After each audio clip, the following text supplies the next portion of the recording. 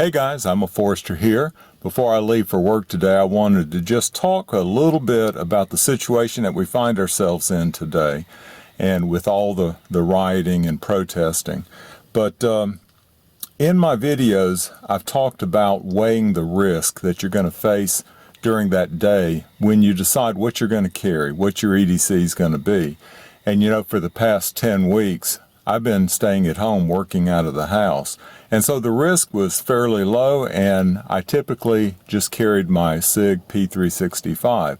Well, this morning for the first time, and this is based on two things that I heard from two independent sources yesterday, but I started weighing, should I carry my SIG P365 or should I carry something else? And I decided on something else.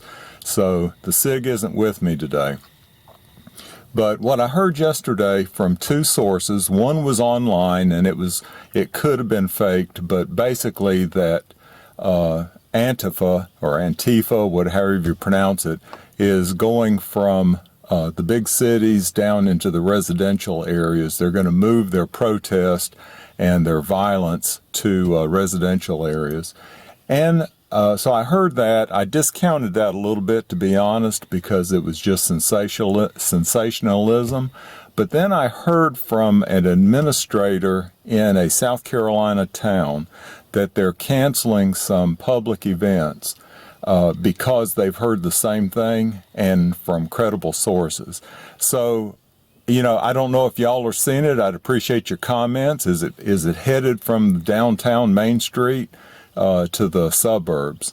And I haven't seen it here. Well, I take that back. Yesterday I heard a report of some motorcyclists riding through a residential area right around where I live, brandishing firearms, and it was reported to the police. So that's the only specific example that I can give.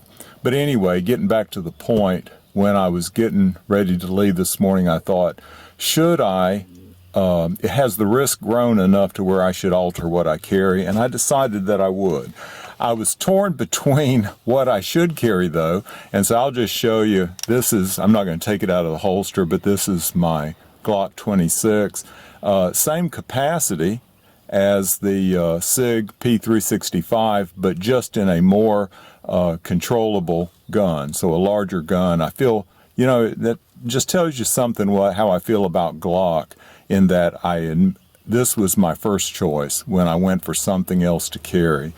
But then I thought, you know, it's really just the same capacity as my SIG. And so the other gun that I was drawn to, and I'm not going to take this one out of its holster, but it's my Walther PPQ in 45 ACP.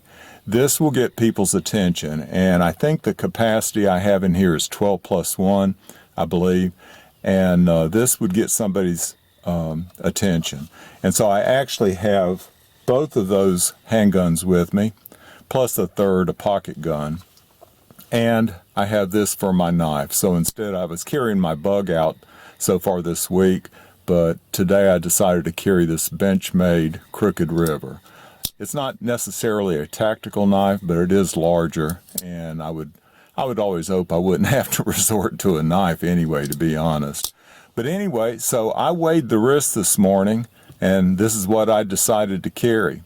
Now, I don't take it into work with me, so it stays in my vehicle.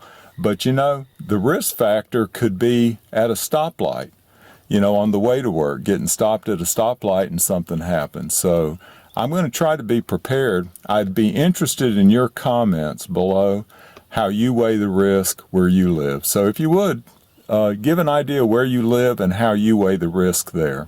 Y'all take care. Stay safe.